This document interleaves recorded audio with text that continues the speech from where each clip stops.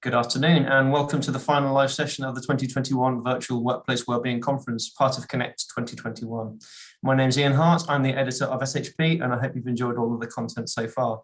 If you have missed any of the sessions or you've not been able to tune in live, don't worry, all of the content will be available on demand within the platform until the end of July. In this session, we're going to hear from Ed Corbett, Head of Human Factors and Organisational Performance at the Health and Safety Executive. Ed leads one of the largest human factor teams in the world, working with organisations to improve their safety, efficiency and performance. Partnering with businesses at various levels from one-off assignments through to full performance and safety strategy and implementation. Ed's team analyses all aspects of organisational systems, including people, processes and equipment, to help identify where to prioritise interventions for enhanced performance. Robust science is at the core of everything they do, in many the team contributing to the cutting edge research in human factors and safety science. Ed's team also supports the HSC's regulatory activity from inspections to incident investigation with a detailed understanding of regulatory requirements and how duty holders can demonstrate compliance. Ed will be joining us again after the presentation for a live Q&A, so if you have any questions during Ed's performance in the presentation, please do click on the Q&A button in the top right-hand side of your window and get those questions in, and we will try and get through as many as we can in the last 5 minutes or so of the session. Thank you very much. Ed, over to you. Thank you, Ian, and thanks for the invite to talk today.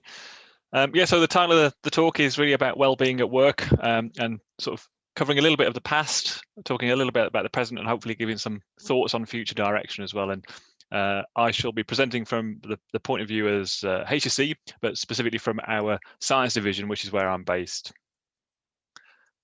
So to commence, it's, I guess, a fairly sort of open sort of content that I'm going to go through. So first of all, I'll talk through some observations and some reflections and some of the challenges that maybe we've encountered in the past and currently.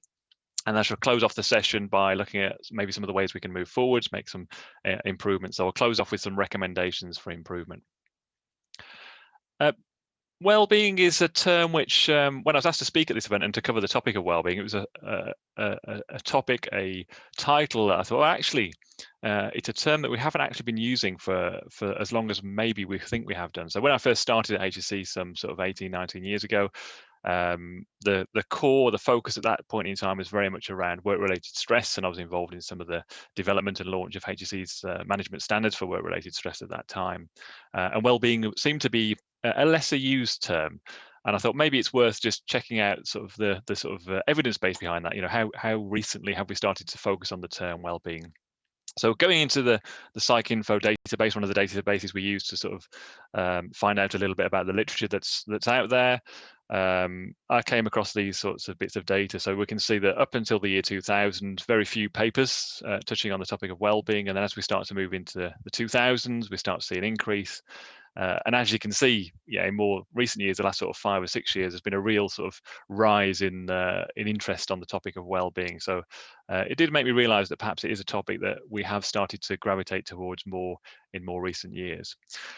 And as mentioned, when we launched the management standards, the stress management standards, or the management standards for work-related stress, the focus was very much on work-related stress, and that was partly because there are direct links between regulation and stress at work. Stress considered one of the psychosocial hazards in the workplace, and therefore should be managed in the same way as other workplace hazards. When we embarked on supporting organisations on the topic of work-related stress, there were, I guess, quite a significant number of organisations that were less keen on using the word stress. They saw it as quite negative, and certainly felt at the time there was a shift towards trying to reframe activities and improvement using different terms, trying to not use the word stress in the sort of title of the interventions that were taking place, and trying to understand the issue. So well-being seemed to slot in quite well there as having a more neutral focus. If we pick up on well-being and how we've been doing on that over the years, we can see that there are some challenges into the performance. So yeah, when we launched the standards themselves, going back into sort of 2005, there were around about 200,000 cases of work-related stress each year, and we can see the most recent data that's up fourfold now to sort of 0.8 million.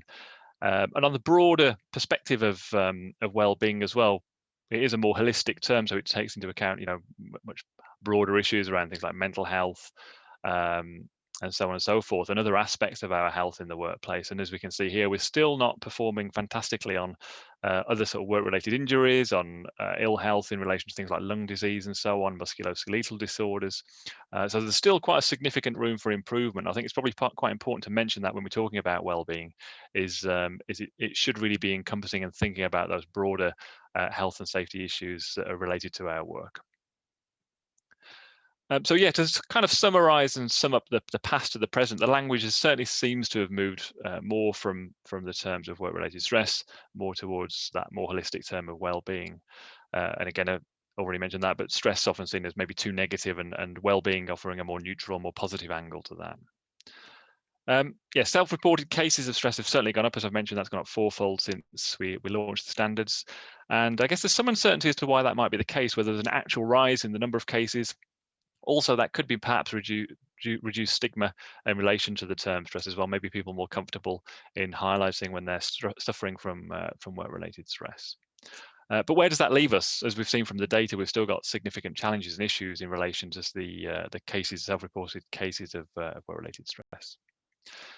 So some observations here. We still have 3 key cases for doing health and safety at work, and that would cover well-being as well. So the first one of those, I'm sure none of you, this will be a surprise, but the first of those is the moral case. It's seen as the right thing to do, to take care of our employees. We have that duty of care to employees. So it does seem it is the right thing to do. And when you speak to management in organizations, that always seems to resonate that it is the right thing to do. But we're not seeing the action. We're not seeing the improvements and the action there. So maybe there is a case for the needing to be more than that. And the other cases still stand. So the financial case, the carrot you might call it. So doing health and safety has benefits to business, to organisations, saving money, increased efficiency. So there are demonstrable return on the investment that we put into interventions and improvement around well-being as well in the workplace. And finally, we've still obviously got the stick, the legal component there as well. So not covering health and safety does carry penalties. And when it comes to well-being, there is still that link in there from a work-related stress point of view. The Management at Work Regulations and the Health and Safety at Work Acts tie in risk assessment and psychosocial hazards. So there is still that duty to consider that as part of the well-being strategy and part of the influence for doing something on well-being. I think beyond that, it's becoming clearer. The evidence is quite strong that there are significant organisational costs and also benefits, if we see the flip side there as well, to improving wellbeing performance in the workplace. And I've got a little bit of a list at the bottom there, but certainly the benefits, when we look at some of the cost-benefit analysis, for every pound that we spend, there's significant savings to be made there as well. So there is that really significant case for doing better, for doing more. The question is, I guess, why aren't we on top of this yet? So given that we know there was a problem, there still is a problem, that problem seems to have got worse, we seem to have a reasonable understanding as to some of the issues that cause work-related stress, that lead to poor levels of well-being at work and so on. So it feels like we should really be pretty much on top of this, but we still don't seem to be quite there. We also know that prevention is key, as with all aspects of health and safety. Prevention is better than cure. So looking at reducing some of those negative factors that can lead to poor well-being are absolutely essential. And also the evidence has demonstrated to us time and again that leadership and management are absolutely critical to getting this right as well. And that was echoed quite strongly by the management standards, which essentially were standards for management to make that difference. So despite that, we're still not making those significant improvements. So a couple of key reflections here from me are that it's still, in many organizations, it's still a challenge to know what works, what should we be doing, and there aren't really any off-the-shelf solutions that we can apply. We do need to take into account the specific organizational context, the culture in the organization, the workers that we have. So we really need to be mapping what we do to make these improvements in line with the workforce that we have and in the type of work that we're doing in those organizations. And that takes effort, that takes time, probably takes resources as well to do that thorough investigation, to understand what the issues are and how we can improve on some of those. Another barrier, which I think is possibly the elephant in the room in many organizations as well, is the purpose of organizations. And I've picked this Milton Friedman quote, which picks up on the emphasis, I guess, in many organizations that we have towards what is, I guess, seen as the core of most businesses, which is profit and shareholder value. So this quote here, I think, summarizes that quite well. So there is one and only one social responsibility of business: to use its resources, engage in activities designed to increase profits, so long as it stays within the rules of the game, and so on.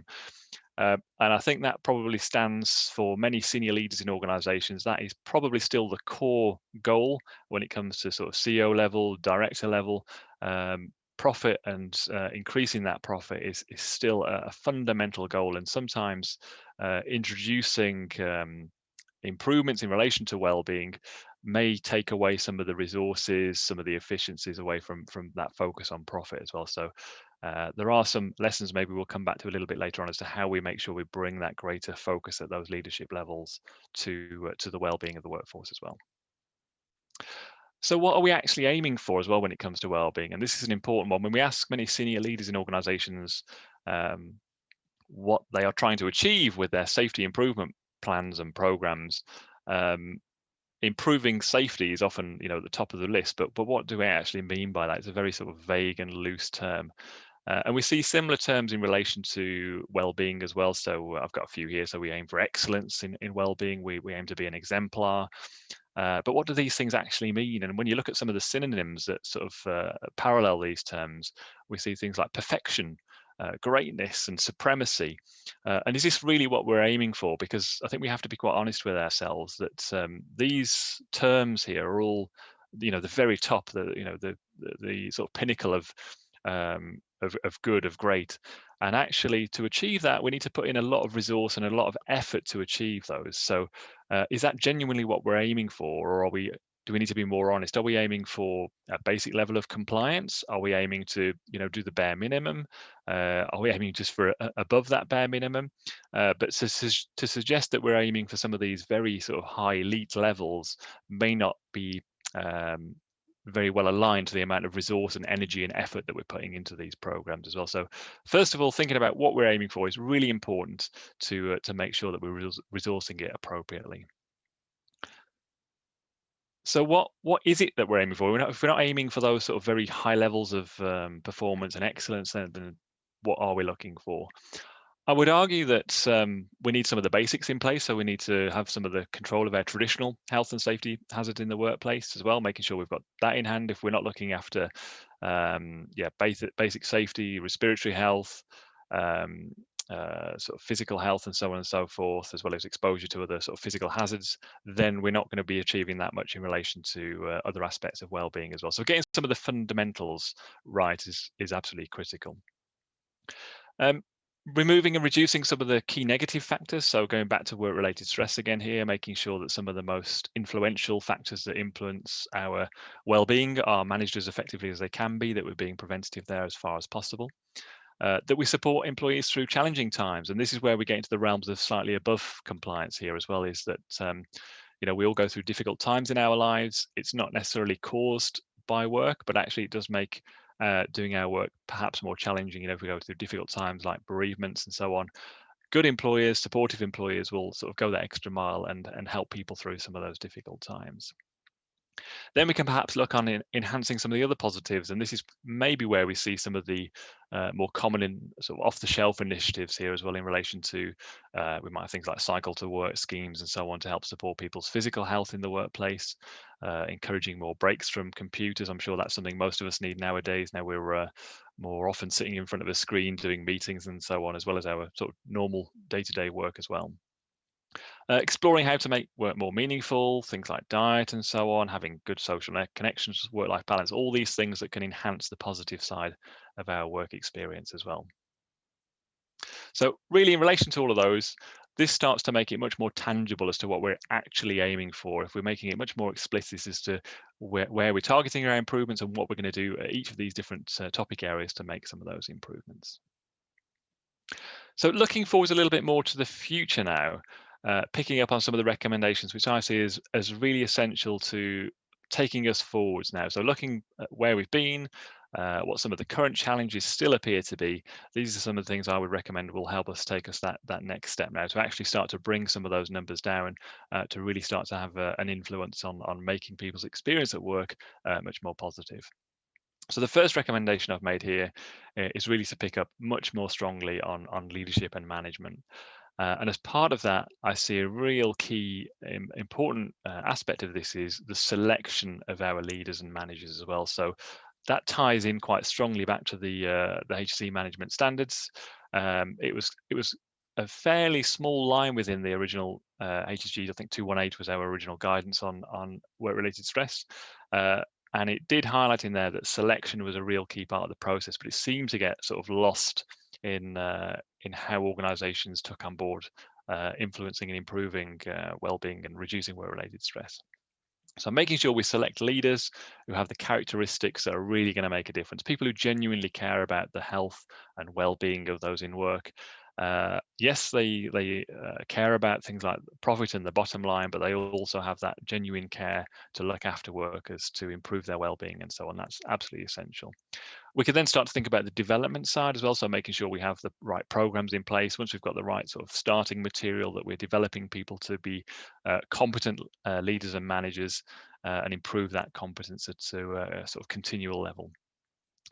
In relation to both the selection and development, the moral case again comes into play quite strongly there. You know, how often do we think about that when we are selecting leaders and managers in organisations? That sort of real moral sense of importance that people carry to looking after others and caring.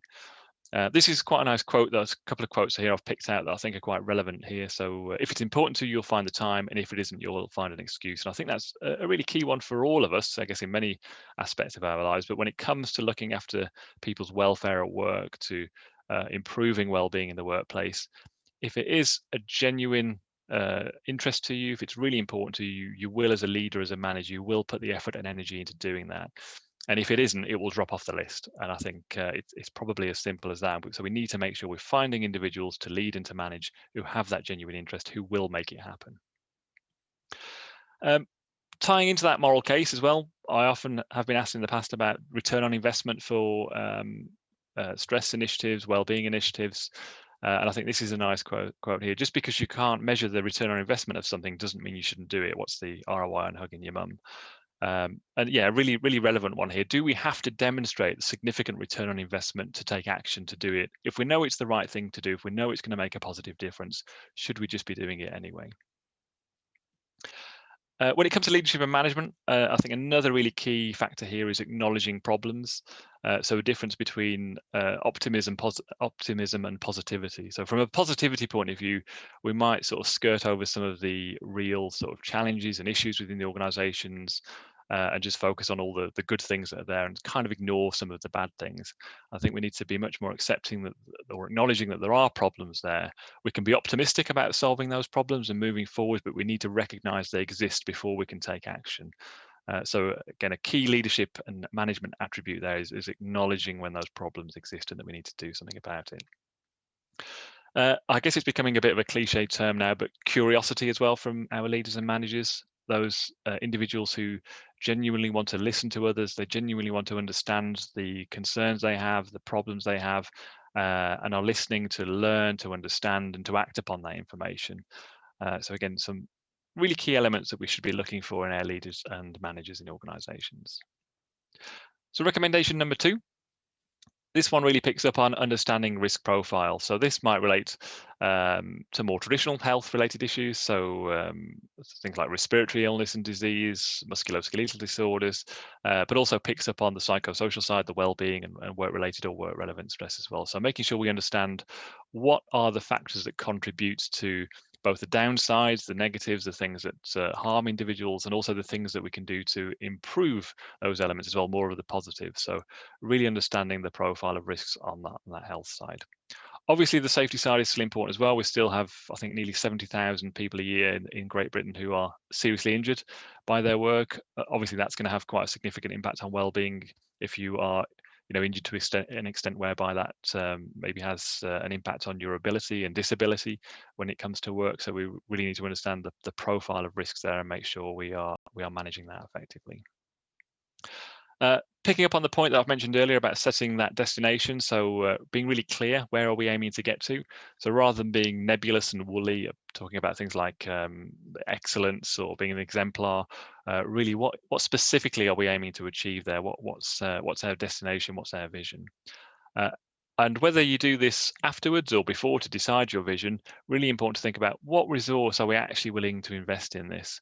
If we're not going to put much money, resource, time, and so on into it, then we're probably not aiming for the very top levels that we might be suggesting through using other terminology. So think about what do we genuinely want to achieve and how much effort are we willing to put into this. As part of that vision, I think it's really important as well to think about what you're aiming for. If you're aiming for compliance, then it might be more of this, for example, work-related stress. If you're aiming for above the compliance, then it might be more work-relevant related issues as well. So as I've mentioned, when it comes to managing stress-related issues at work, there are legal there are regulations that relate to having to comply to cover those psychosocial hazards. When it comes to the non-work related activities, so if we're going to help people through difficult times, through bereavements and other life challenges, then that becomes more work relevant. It's not directly caused by work, but it will make work more challenging in those times. So are we aiming to go for the work relevant or just the work related? And that's an important part for us to think about during the sort of development of that vision. The third and final point here is really tying into sort of measurement and improvement as well. I know it's, again, perhaps a bit of a cliche to use Einstein quotes, but I think this really nicely captures that sometimes we can get a little bit too focused on dashboards and data, surveys and all this kind of information. Actually, as this nicely sums up, not everything that can be counted counts, and not everything that counts can be counted. So, do we pay enough attention to some of those stories that individuals will tell us? Some of the very specific cases where an individual might be willing to share a bad experience they've had, a good experience they've had, and what does that tell us? How can we act on that? How can we make improvements based on that? We don't just have to have aggregated survey data to help us improve. We can take into account some of those stories as well. We can't necessarily nicely map some of those stories into quantified data and charts and so on, but they're still useful nonetheless. So tying into that, I think it's really important to avoid just doing stuff. So we see a lot of organizations who will, or which will, put interventions into place. They will introduce initiatives and so on, without really understanding how does that initiative relate to some of the challenges and issues that we've got. Does it prioritize their resources effectively? Anything that we put time and energy into at work when it comes to developing interventions, to making improvements on well-being, that's going to take time, it's going to take resource, and time is one of the most valuable things that we have, and something that is very limited, it's very restricted. So we really want to make sure that we're not just doing stuff because it sounds good or another company's doing it, but because it's very relevant to our organization, it will make a difference. Otherwise, we're going to be wasting our time, we're going to be wasting our employees' time as well. So make sure it's really focused on the right things. Again, listen to learn and act. So again, a key leadership and management attribute is to really take into account the stories from individuals, listening to those. They can tell us a lot. They can help us make big improvements. It's those sort of detailed case studies, if we want to call them those, that can really help us to really understand what the problems are, and also what the sorts of things we can do to make those improvements. One of the other key things that we highlighted within the management standards was that you do need to have that continuous monitoring, evaluation, understanding how things are working, if they're not working, if you need to change them, to tweak them, to withdraw initiatives and interventions. So that continuous monitoring is really, really essential as well, to make sure that that we are adjusting things and taking into account what's working and what's not working. In relation to that, also really critical to keep in mind that if we set targets around wellbeing performance, that they can be gamed. So we do see, or have seen, when it comes to traditional health and safety targets, that when you set numbers, for example, lost time injury frequency, for that to be reduced, that those kind of targets can get gamed quite easily. So do think about the fact that if you set targets for improvement, that can actually impact on the how that target is achieved. It might not be that you're achieving the target, but you might just find that people are gaming the system in order to make it appear that those targets are being achieved. So just very briefly in summary then, to wrap up this this short presentation, 3 key points, 3 key takeaways: demonstrating that real commitment from leadership and management, really remembering that that actions do speak louder than words. When engaging with the senior management in various organizations, the right things are said all of the time about commitment to making improvements, commitment to putting good interventions into place, but the data, the outcomes, if you like, are really not demonstrating that that's the case. So we really need to see that stronger, that greater commitment to action rather than just saying the right things, paying lip service to these things. And when it comes to leadership, do we actually select for the important things? Do we select for care? If any of you have been through an interview process recently, were you asked, can you demonstrate to me how you show that you care for employees, your colleagues, your peers? It doesn't seem to be something that's very much on the agenda. Make sure that that plan, that vision is realistic and it links to the interventions that the interventions linked to the problems that are exist within the organisation. And also be cautious in relation to that. Be cautious with quick wins. It's a term I hear quite a lot in industry that we'll do this. It's a quick win. Just be cautious that that's not a sort of diversion of all your energy and effort into the easier things to do. So sometimes some of the more difficult problems, some of the things that will require more effort, more energy, more time, they can get forgotten about and purely a focus on these quick wins, which might not solve some of the deeper rooted challenges and issues. And finally, that point that all data counts. Be careful not to get into that mindset of data paralysis, that you feel that you always need, pretty diagrams and charts that have a really sort of good breakdown of demographics across the organisation and so on, and that you're constantly collecting that data and updating it. Many organisations can get so focused on that review of data, collecting data, that actually sometimes the action, the interventions are lacking. I think that's it from me. So thank you very much, and I'll hand back over to you, Ian.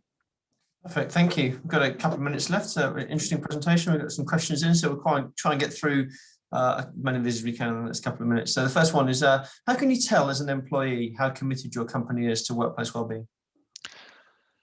That's a good question. I think that what's most interesting to me is what you see and hear and feel within the organisation. So the language that people use, the language that leaders use, the match or mismatch between initiatives and what's actually done.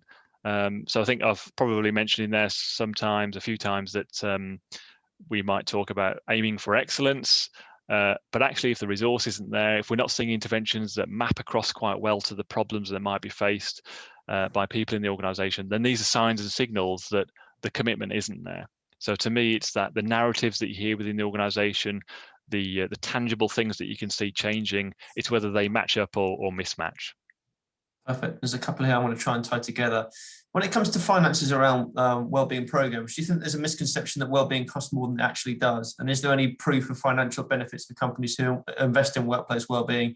And also, as a health and safety practitioner, how can you prove to senior managers that it's worth investing in workplace wellbeing? Well, there's a lot of questions there. I guess the first one I may pick up on, if that's okay, and is the one about the point around having to demonstrate return on investment. I think if I echo that point that I mentioned earlier, that should we not be doing this because it's the right thing to do? If we really buy into those 3 cases, that the moral case is important, that we do it because it's the right thing, then should we be having to demonstrate that return on investment? But I take the point as well that that's often the question from a finance point of view as to what is the return on investment. And there is literature out there which demonstrates that initiatives can give a good return on investment. That I think some will illustrate, for example, that for every pound you spend, you might save 3 back on the investment. One of the challenges that we have in that literature, though, is there's quite a lot of variation. You've got the different contexts within organisations, different employees, different issues, different contexts in which they're operating, different sectors, for example. So it's really hard to demonstrate that consistent pattern of return on investment. Perfect. And just one quick one, if I can. With such a focus on wellbeing at the moment, do you think there's a danger that other aspects of health and more traditional safety could be overlooked? It's a good question. Yeah, and I guess that's where the point on risk profile that I mentioned is quite important. So I guess there is a risk of that maybe it could divert resources and effort and energy away from traditional health and safety focus. But I would say, sort of tying into that point around risk profile, is organisations should be looking at their whole risk profile and prioritising effort and energy across that whole profile of risk. I mean, the well-being side, if you're looking at some of the deeper rooted, for example, stress issues as well, will impact on traditional health and safety issues as well. So, if you've got someone working in a refinery who's suffering work-related stress, who's suffering from things like fatigue, then that is going to impact their performance and can impact on more serious incidents as well. So I think these things do tie together, but it is up to organisations to look across the whole risk profile and prioritise things appropriately. Perfect, Ed. Thank you very much. Unfortunately, that's all we've got time for this afternoon. So I really appreciate your time today. Thank you very much for joining us. Thank you for tuning in and listening and getting your questions in. Very much appreciated. This session concludes the 2021 Virtual Workplace Wellbeing Conference. As I mentioned at the start, if you missed any of the content over the previous 3 days, it's all available on demand within the platform until the end of July. So please go through and check that out. Throughout the rest of June, the other areas of the Connect platform where you can browse exhibitor stands, see live product demos, see content from the other co-located shows, including Safety and Health Expo, Fireworks International, IFSEC International, the Facility Show, and Intelligent Buildings Europe. My name is Ian Hart. I'm the editor of SHP. Thank you very much for joining us and engaging throughout this week, and see you next time.